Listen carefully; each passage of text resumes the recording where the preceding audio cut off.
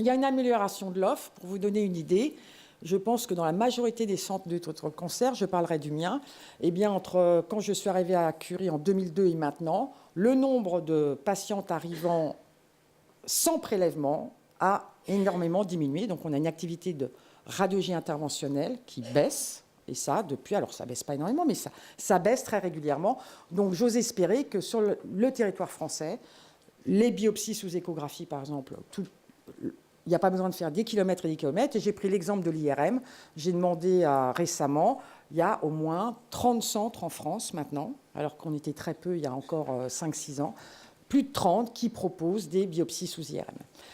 Il y a une sensibilisation de la prise en charge, et ça, on forme également le paramédical, les étudiants, les internes qu'on a dans nos services, à accueillir et prendre bien en charge les patientes.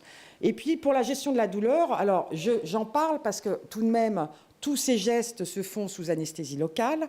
Donc, en général, on a la patiente et ce n'est pas une négociation, on lui dit si vous avez la moindre douleur, vous nous le dites, on remet de l'anesthésie, en général ça se passe bien.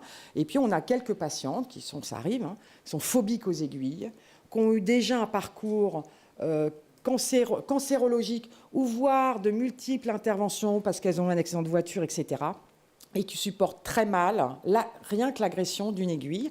Et donc là, on a des solutions qu'on peut préparer en amont, gestes sous hypnose ou analgésie par inhalation qu'on peut faire dans un environnement très simple, un poste d'échographie, le Calinox, par exemple.